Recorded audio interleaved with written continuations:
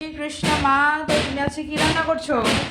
বেগুনের কালিয়া বানাবো। কেমন বানাচ্ছি সেটা আপনারা দেখেন। বেগুন ভেজে রেখে দিয়েছি আমি লবণ হলুদ মাখিয়ে। এইভাবে বেগুনগুলো ভেজে নেবেন। তারপরে এটা আমি বেগুনের প্রথমে আমি দিয়ে দেবো 2-4টা লবঙ্গ আর দালচিনি আর এলাচ। সামান্য একটু হিং দিয়ে দেবো, সামান্য হলুদ দিয়ে দেবো, আদা বাটাগুলো দিয়ে দেবো।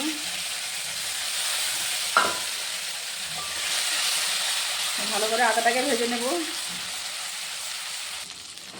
তারপরে বেটে রাখা বাদামগুলো দিয়ে দেবো, কাজু বাদাম বাটা।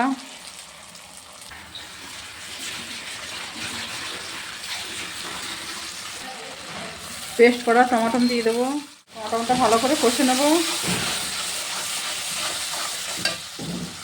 আমি দিয়ে দেবো 1 চামচ লঙ্কা গুঁড়ো, 1 চামচ কাশ্মীর লঙ্কা গুঁড়ো দিয়ে ভালো করে আমি মশলাটাকে কষে নিচ্ছি। ফেটে রাখা দইগুলো দিয়ে দেবো।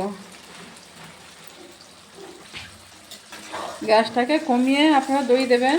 তারপরে ভালো করে এইভাবে কষে নেবেন। দই দেওয়ার পরে আমি সামান্য লবণ আর চিনি দিয়ে দিচ্ছি। 1 চামচ চিনি, 1 চামচ লবণ, সামান্য একটু কসুরি মেথি দিয়ে দিলাম। দিয়ে ভালো করে আমি নাড়িয়ে নেব।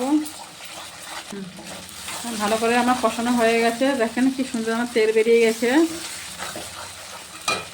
এরপরে আমি সামান্য একটু জল দিয়ে দেবো।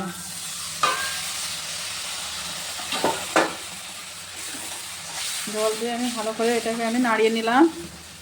এটা ফুটে গেলে আমি এবারে বেগুনগুলোর উপরে দিয়ে দেবো। তাহলে আমার রেডি হয়ে যাবে বেগুনের কালিয়া। সব শেষে আমি ধনেপাতা দিয়ে দিলাম। এরপরে আমি এই মশলা কষা হয়ে গেছে, এতে আমি দিয়ে দেবো বেগুনের উপরে। দেখেন আমি বেগুনের উপরে কীভাবে দিচ্ছি সেটা দেখেন। এইভাবে আপনারা বেগুনের উপরে গিরপিটাকে দিয়ে দেবেন। খেতে হ্যাপি টেস্ট লাগে। একবার ঘরে বানিয়ে দেখবেন। খেতে একবার খেলে বারবার বানিয়ে খাবেন এই বেগুনের কালিয়া।